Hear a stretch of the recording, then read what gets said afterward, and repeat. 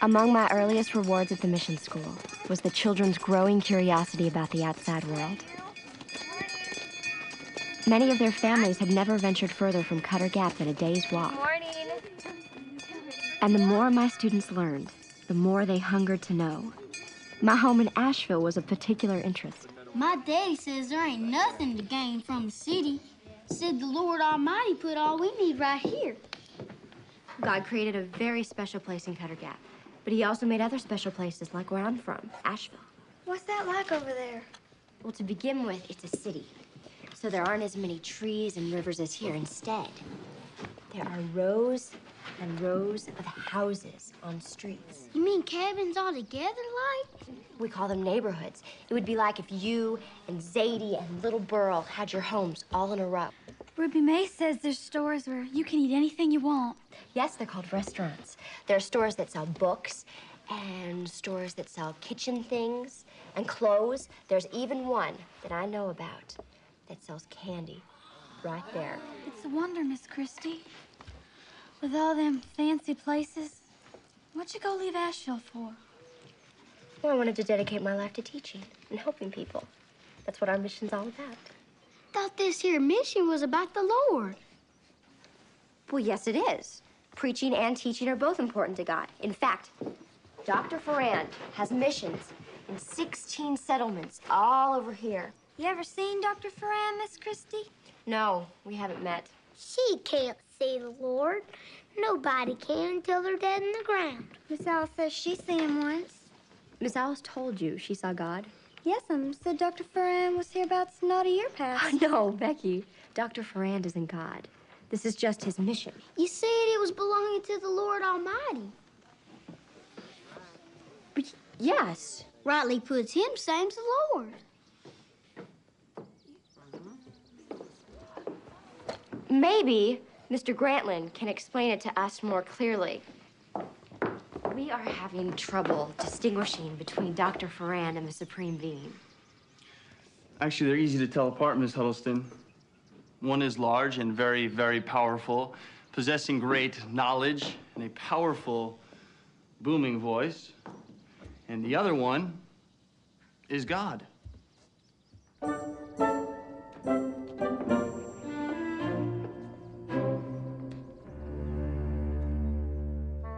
The Great Smokies. When I left my city home to be a school teacher at a backwoods mission, I dreamed of adventure. I wasn't ready for the real challenges of life in these mountains. I'd have given up, if not for the children. I came to Cutter Gap to teach, but they show me every day that I am here to learn.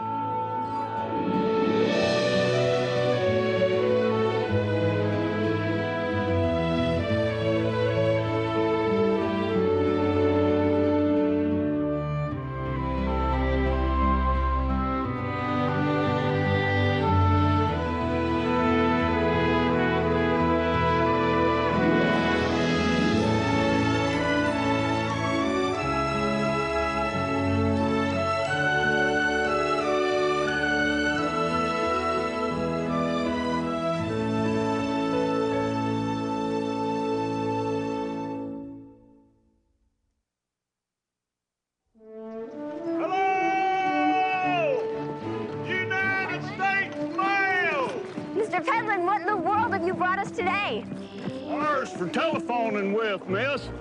Over from the Asheville Telephone and Telegraph Company. David! David! This is it! This is the answer to my prayers! I didn't know God answered in writing. No! It's Nathan Stone. My father told him about our work at the mission, and he wanted to help. Have you ever seen such generosity? It was a chore lugging it up here. I had to beg to get this bigger sled. Oh, I'm sorry for the inconvenience, Mr. Penland, but it was obviously God's will that we have a telephone. What are you talking about? David, you preach that there are promises in the Bible that are there for us to claim. So I just prayed for what we needed in Cutter Gap, and we needed so much. And this is it. This is part of it. It's a telephone line, Little Burl. It lets us talk over long distances. We'll be able to hear people all the way over in Lyleton. You mean folks talking there? The joy on their faces could have warmed the countryside. That night, I wrote to members of our church in Asheville asking for donations of clothing, household items, and books. If Nathan Stone could be so generous, I had high hopes for the rest of our congregation.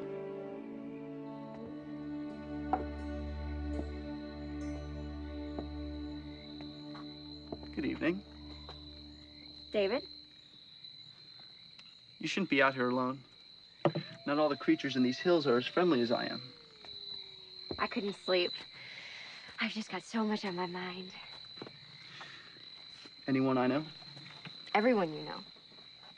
Ever since we got these donations, my head has just been spinning with everything else we need. Yeah, like a small army to help put up that telephone line. I'm sorry. I never realized how much work that would mean for you. Well, who am I to mess with Christy Huddleston's prayers? I'll find a way to do it.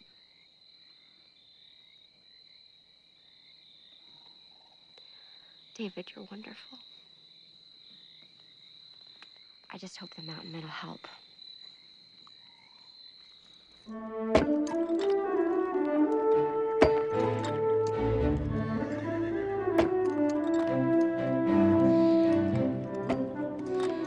Coming along, Jeb. You think we can get up 6 more before night? Can sure try. Like to speak to this newfangled contraption myself. You'll be the very first. Mr. Spencer, Mr. Grambling, greetings from Catalete. How goes the telephone line? How'd you hear about it? Has they forgotten how news traveled before modern conveniences? Mr. Pentland has most assuredly informed the entire mountain by now. Where are the other men? Scattered to the wind. We had a few, but they disappeared. Been working for 2 weeks now, ma'am. Just the both of us. Then the least I can do is lend a hand. Alice, I can't have you doing this kind of work. Then why not? Well, for one, my sister will never let me hear the end of it. Then it shall remain a confidence between a sinner and her preacher. But Alice, What is it, David? with all respect, this is too much for you. You're no longer a girl of 20. In point of fact, Reverend, I'm no longer a girl of 40. However, I am the product of a tradition of equality between men and women established in 1671. Tell me what to do, Mr. Spencer. Well, ma'am, you can steady the heavy end of this pole. And that is precisely what I intend to do.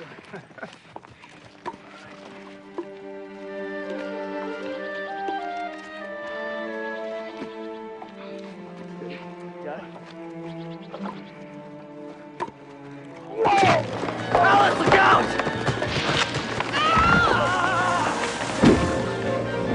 Alice! Are you all right? Jeb! Go get Doc McNeil. I'll get her to the mission house. Can you hold the lamp higher, please?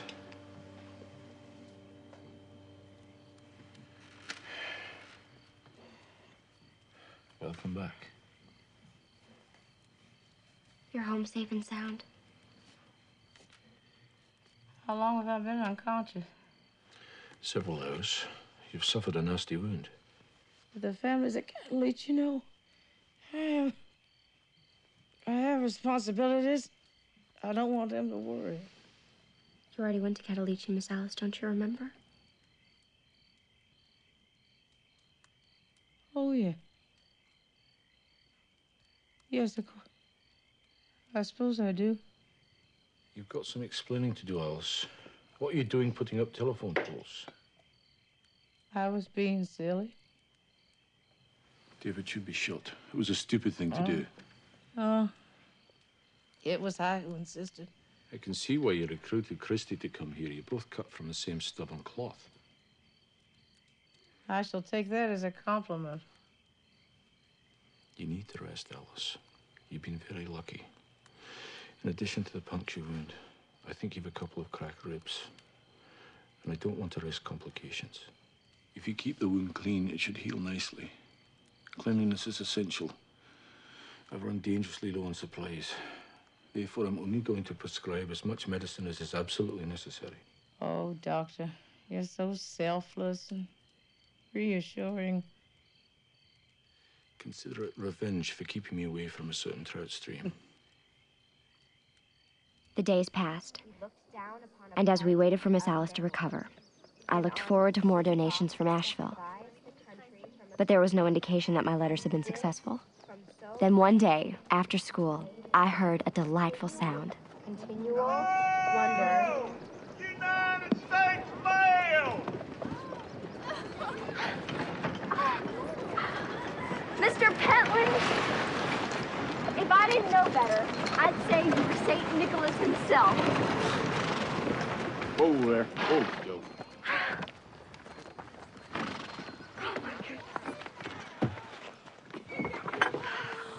Gloria, so many hats and clothes. It's almost an embarrassment of riches. It's an embarrassment, all right.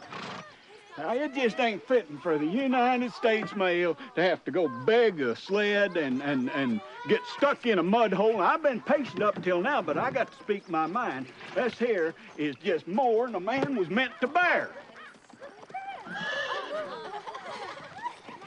May I help you?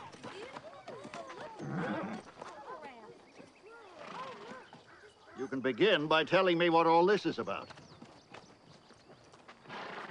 I'm Jacob Ferran, director of this mission. You must be Miss Huddleston.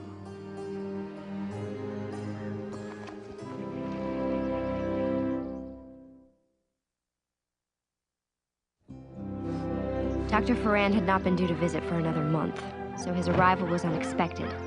And for me, unfortunate timing.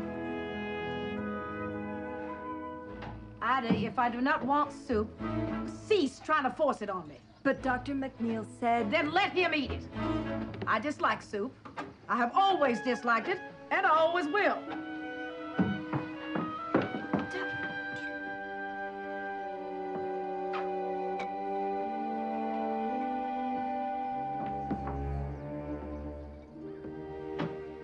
Did I hear someone ask for soup? Jacob! Well, what a nice surprise. Finding you like this is the surprise, Alice. How are you feeling? Oh, a trifle bruised, but fine. Well, from what I hear, it's considerably more than a bruise.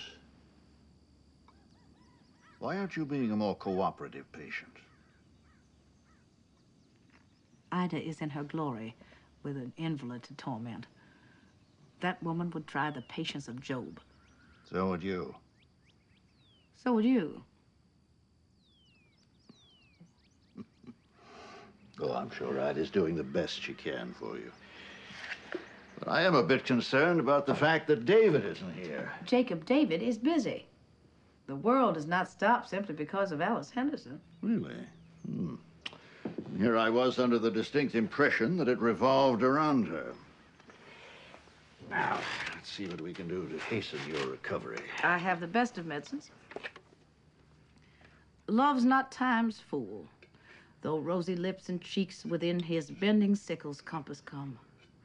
Love alters not with his brief hours and weeks, but bears it out even to the edge of doom.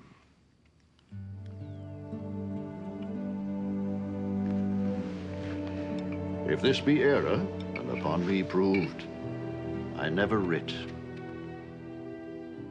nor no man ever loved.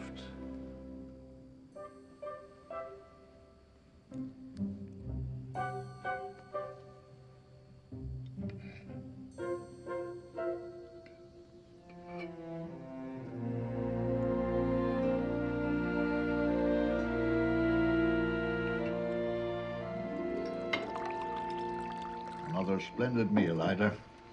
I envy your brother having you here. Dr. Ferran, you're just too kind. Miss Huddleston, is there any finer cuisine to be had anywhere in Asheville? None that I know of, Doctor. Tell me, how do your parents feel about you being in Cutter Gap? Well, just like parents, they're a little worried. No doubt. No doubt.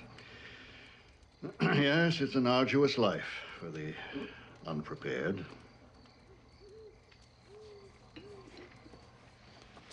Well, they realize how rewarding my work is, and they're delighted with how the children are responding to their lessons. As a matter of fact, many of our books are donations from Christy's family and friends. Yes, I see that books are not the only donations we've received. Isn't it inspiring? Yes, generosity can reaffirm one's faith in human nature. Sometimes. But I wonder if in your enthusiasm you solicited some of these items. The donations were a result of Christy's prayers. Extraordinary. All these contributions, the result of prayer alone. Well, I wrote some letters to tell people about my prayers. You never told me that. I wanted to surprise you. You did. I just wrote describing our needs. What's wrong with that? Donations are not blessed if people lack the inner conviction to give. She had good intentions, Doctor. As a teacher, she sees the needs of our families every day. And I wonder who's attending to the spiritual needs of this community, while the minister is out doing manual labor. I've tried my best to do both. And perhaps it's time you re-examined your priorities, Reverend.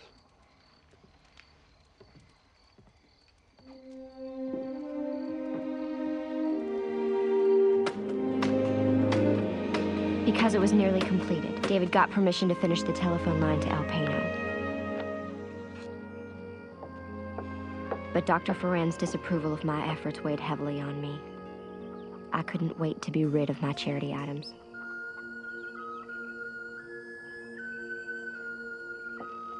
Well, children, it finally feels like a school again. And thanks to the generosity of others, we have received so much. We have barrels and barrels filled with surprises. Clothing, books, and these. You can have anything you choose. And it's all free, isn't that wonderful, little girl? You've always said you wanted a pair of shoes.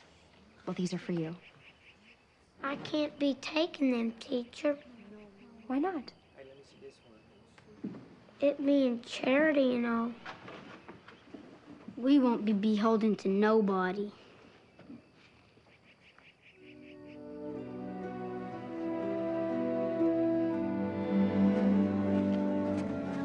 You look sad, Miss Christie. I am, Ruby May. I'm sad for little Burl and all the others. What for? I wish I could give them what they needed. I wish they would let me. You're always caring so much for other folks. It's a true wonderment. It's my pleasure, Ruby May. But you've done so much for me. I just gotta do something back and do a favor for someone else. That's the best way I know to repay a kindness. Well, Miss Huddleston, how was school? It went well. Thank you, Dr. Ferran. We'll talk about this later, Ruby May. I would have liked to come and observe, but as you can see, repairs around here have gone unattended of late. Perhaps you can come visit another day. Perhaps. My time is limited.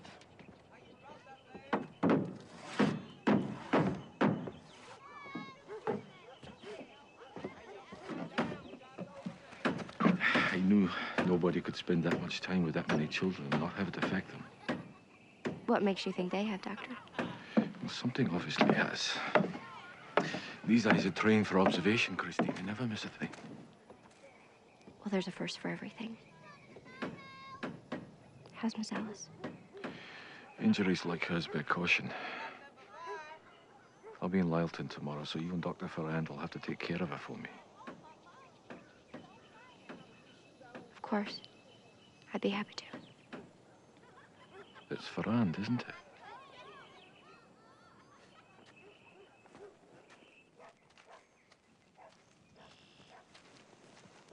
Nothing's working out for me here. Well, you've made considerable progress here. despite my skepticism. Unfortunately, it's how things look to Dr. Ferrand that count. Well, you have my sympathies there. I've never liked the man. I don't know what to do. He reprimanded me for soliciting donations, and now he's going to find out that nobody wants what I solicited. Well, I've told you before, these people won't accept charity. I don't understand that. They're so destitute. Little Burl comes to school with feet so raw he can hardly walk. Why are they so stubborn? Well, it's partly their Calvinist heritage, partly a belief in the hush God, and the rest is pride. Mountain people want to earn their own way. Don't they believe in gifts? No, but there have been times when I arrived too late after a patient had died. I performed no service whatsoever. Yet they still paid me. It might be vegetables or a live chicken or a load of firewood, but they always paid. Thank you. Ruby May! Oh, Miss Christie, you about scared the crap right out of me. I finally figured out what to do with all of these things. We are going to open a store. A store? We never had no store in the Cove before. Don't reckon folks got much cash money. We don't want money. If people won't accept charity, then they can trade for what they want. And since the children were so interested in my stores back home, we're going to do this as a class project. And I am putting you in charge. Oh, I can't be doing that. I don't have no smarts. I have every confidence in you. But I'm all feared up. I can't be letting you down. We all have fears, but we can't let them run our lives. You ain't scared of nothing. I'll tell you something I've never told anyone before.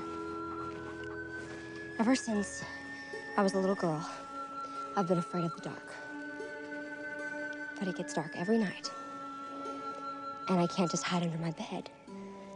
So, I just do the best I can. That's all anyone can do, the best they can.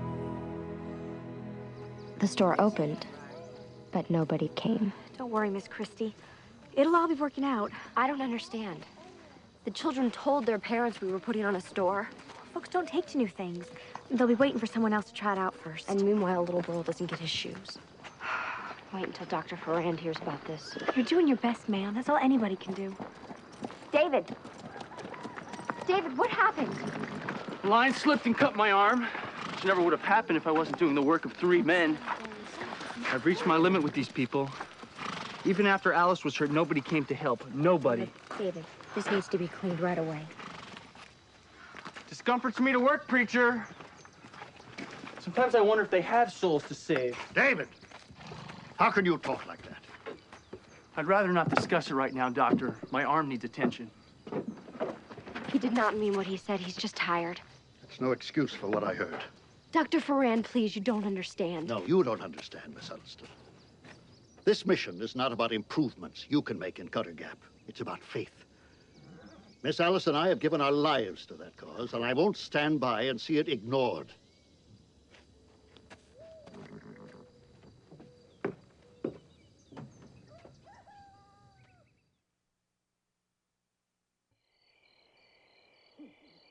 I never felt so defeated as I did that night.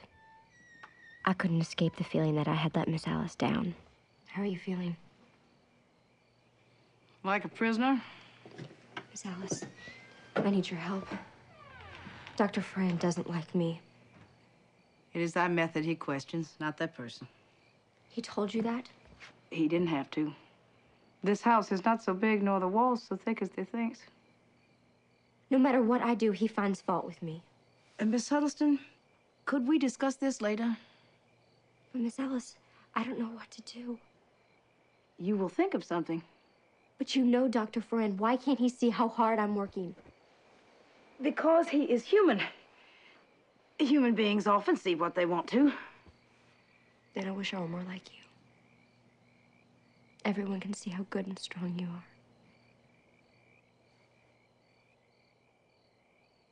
I am neither strong nor good. The sooner you learn that, the better. I'm sorry I shouldn't have bothered you with all this. I should let you rest. Remove me from that pedestal, Miss Huddleston. I cannot carry the burden of my life as well as thine. What? Please close the door.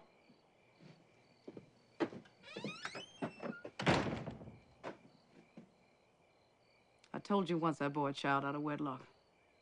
Remember that?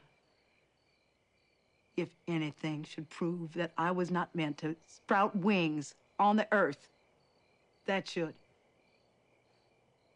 I was 15 years old. Miss Alice, I don't think you should be telling me this. And why not? Is your belief in me so fragile that it cannot survive an inconvenient truth? Why are you attacking me like this? I thought you were my friend. What I do not intend to be is thy idol to worship. Now sit down.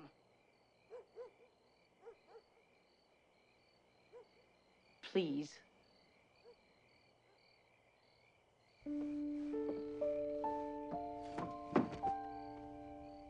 I was 15 years old. Like you, I believed in someone blindly. He was a respected man. He too seemed to offer all the answers I sought.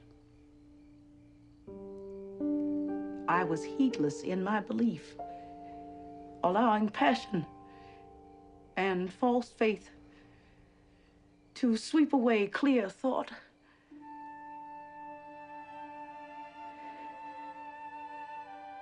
I conceived a child with him, and I bore her, and I raised her without him. Miss Alice, everyone makes mistakes. You have told me that so many times. And I have made many, and so has Jacob Ferrand. Neither of us is perfect, nor, may I hasten to add, are you. Perfection belongs to God.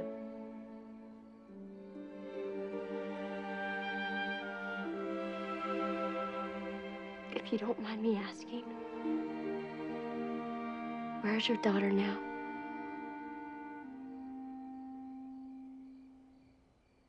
She died.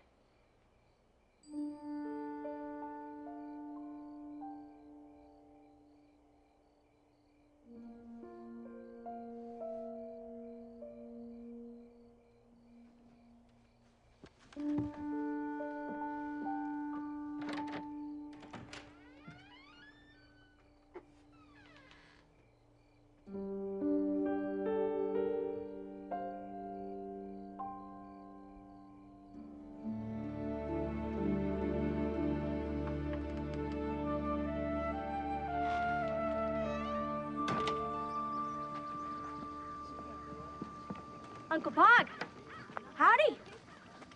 Heard you was looking for me. We want you to be the first visitor to our barter store. Being county squire and all.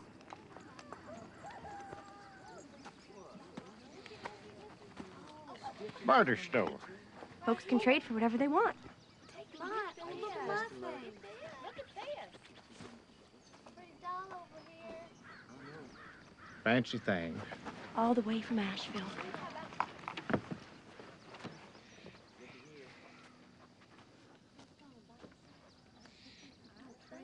What do you think of these?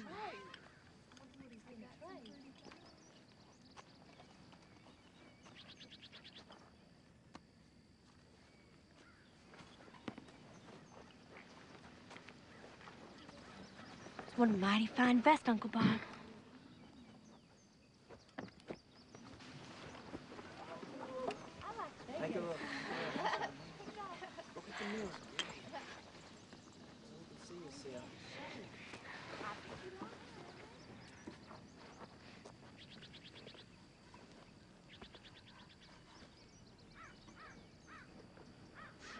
Looking mighty fine. Back directly.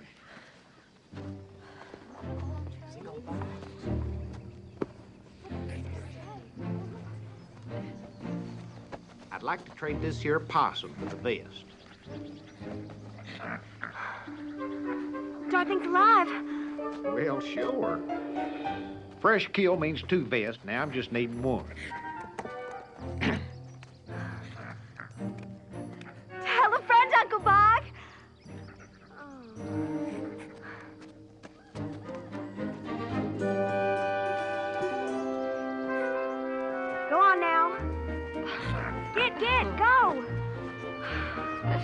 Bye-bye. Oh, Dr. Ferran, let me help you with that. Thank you. You should have seen the children's faces a moment ago. They just had their first customer. That's nice.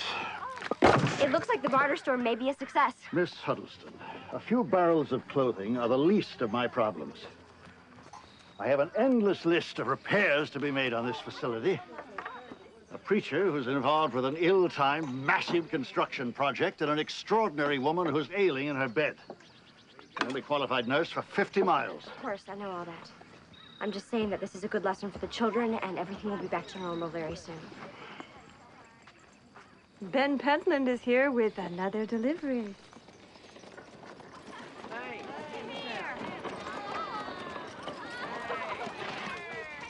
This is the last time, the very last time.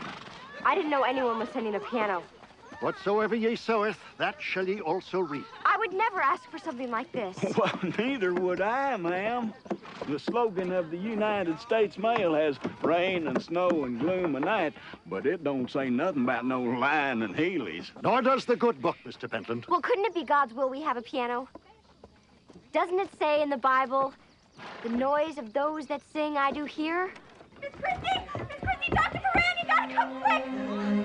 This house is spiking up a bad fever. She's burning up. You gotta hurry Should have been with her, not wasting time with this nonsense.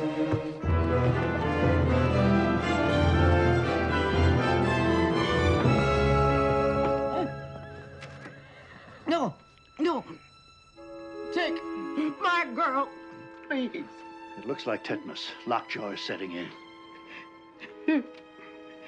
Is there anything we can do? He needs anti-serum, but David isn't here to ride for Dr. McNeil. I shouldn't leave her, but I have no choice.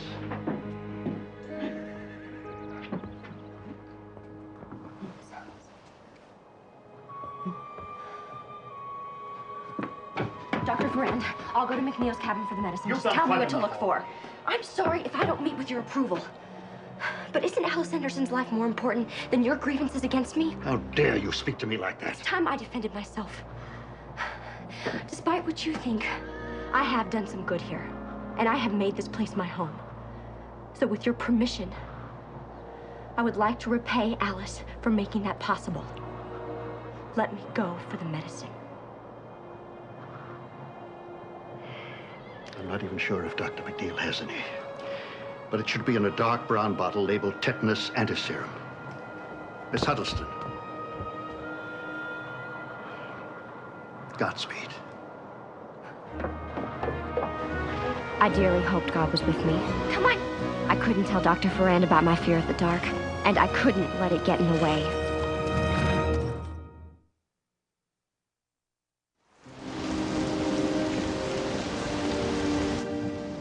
Alice, I know we don't always agree, and Lord knows you can be impossible to live with.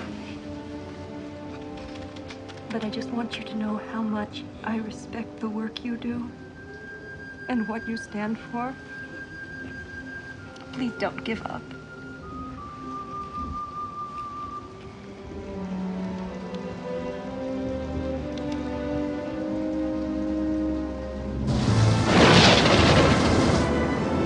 I thought nothing could terrify me as much as the dark. But the lightning and thunder were worse than I could have imagined. The fury of the storm was far more frightening than the dark alone.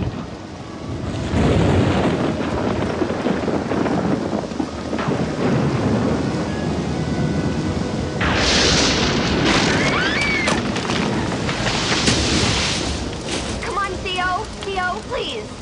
I need one of us not to be afraid. Come on! Dr. McNeil's cabin loomed out of the night. It was dark, and I knew nobody was home, but I nearly fainted with relief at the sight of it.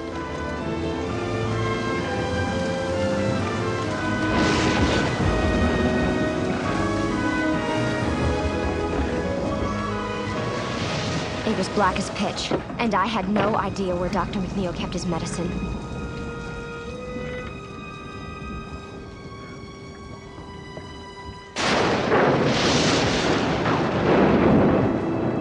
Then I saw it.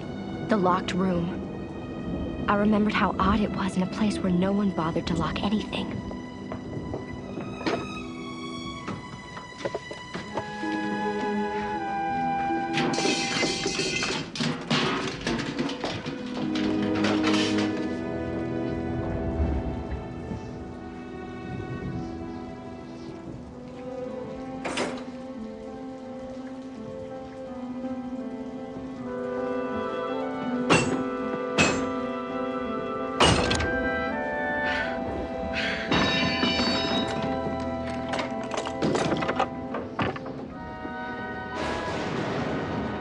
This had to be where the medicine was.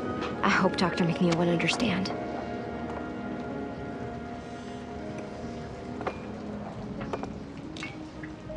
This wasn't the workplace of a backwoods doctor.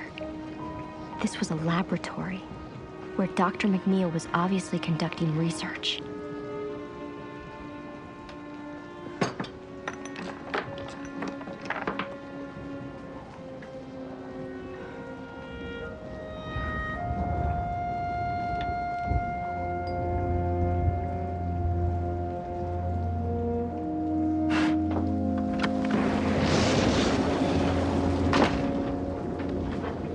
What took you so long? Oh, thank God. You have it. Well, where is it? The anti-serum, where is it? What serum? I stopped by on my way back from Lyleton. Is Alice worse? It's Tekla. She's delirious. Oh, my God, Christy never found you. I should have known better than to trust her. You sent Christy out in this? All the harebrained things to do and you lost your mind? Yes! Trusting a prideful, willful girl to do something right for once in her life. You know nothing about her. I know she's ruining my mission. And what is your mission, Doctor? To substitute your idea of God for someone else's? To destroy another person's beliefs? What arrogance! Why must you bargain for souls? Why can't you simply help them like Christy's trying to do? We help believer and non-believer alike. No one is turned away, you know that. But you exact a price. It's fear. You preach hellfire and damnation. You make people afraid not to believe.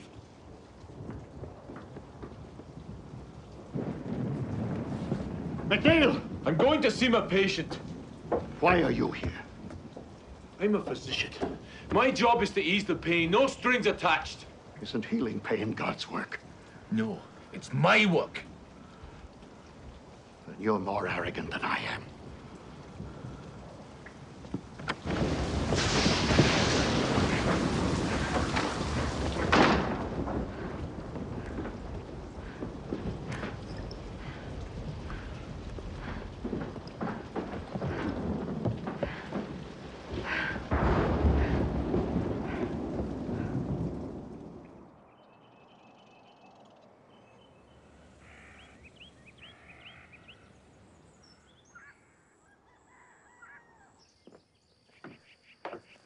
How is she?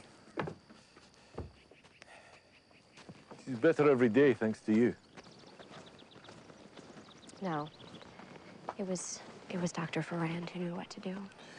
You're worth 10 of him. Careful, you see all, Annabelle. You're one brave young woman. Thank you, Doctor.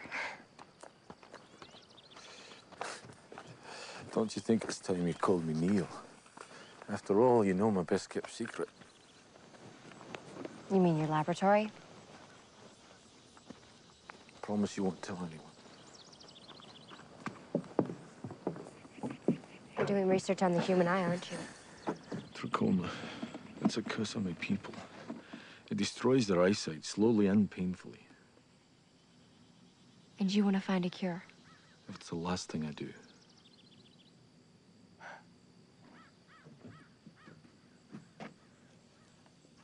But why the locked door? Surely no one would intrude. My neighbors would never understand. Once the word got out, they think I was creating Frankenstein's monster. How do I know you're not?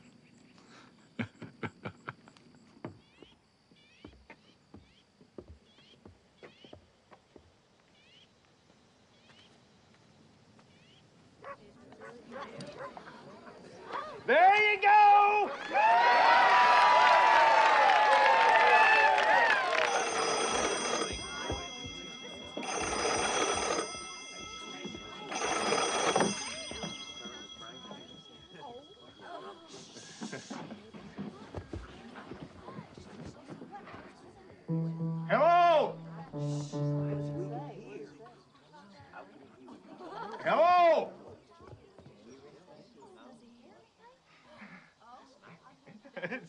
painter.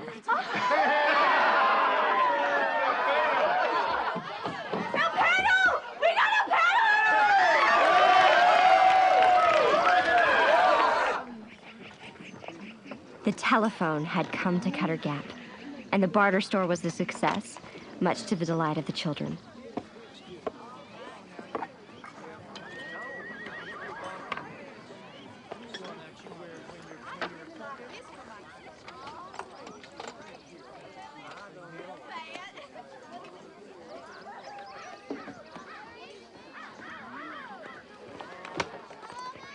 Never laid eyes on such a pretty thing before. What's it do? Miss Christie says it's for looking at. Well, I swan. I reckon it'd look right fancy hanging on the wall. You get these here shoes in the bargain, too. Thank you, Ruby May. You make sure Miss Ellis takes my cornbread now. I will. Miss Christie, I know I didn't get nearly enough barter for them things. But it's like you said, the best way to repay kindness is by passing it on. It was a lovely thing to do, Ruby May. I couldn't have done better myself. Looky, teacher. Mama picked me out these new shoes. That is wonderful, little girl. Mama. It's truly wonderful.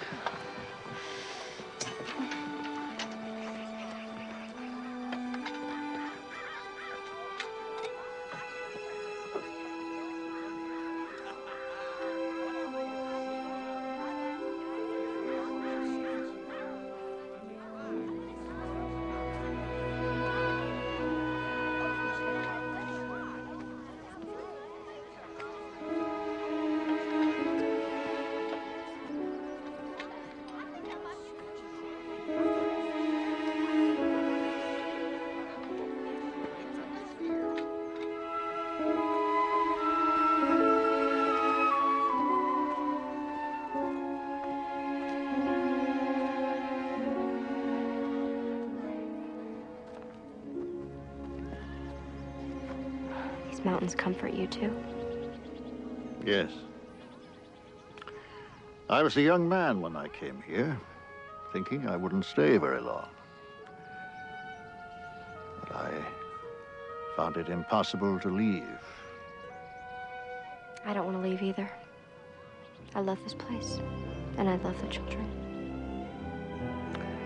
I know you do. Miss Huddleston, I owe you an apology. Alice assured me that I was wrong about you. I was.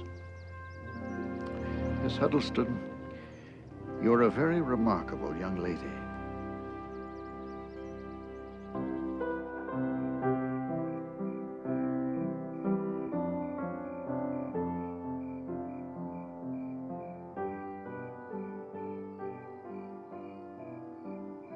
How sweet the moonlight sleeps upon this bank. Here shall we sit and let the sounds of music creep in our ears. Soft stillness in the night become the touches of sweet harmony. The Merchant of Venice, Act 5, Scene 1. The lovers live happily ever after. Huh?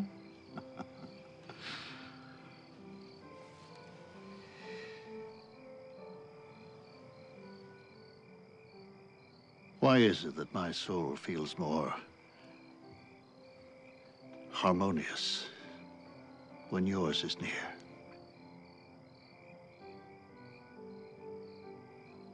Thou art my good friend, Jacob. I want to be more than that. I was a fool not to have asked you sooner. Marry me, Alice. Oh, Jacob, I cannot. But why? I cherish thee for asking. I love you for it. Alice, we could make a life together. We have. In our work.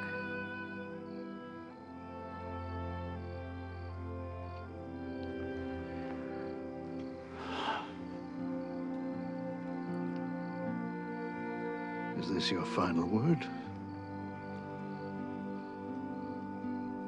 Are you telling me there's no chance for us at all? No hope? My dear Jacob, there's always hope.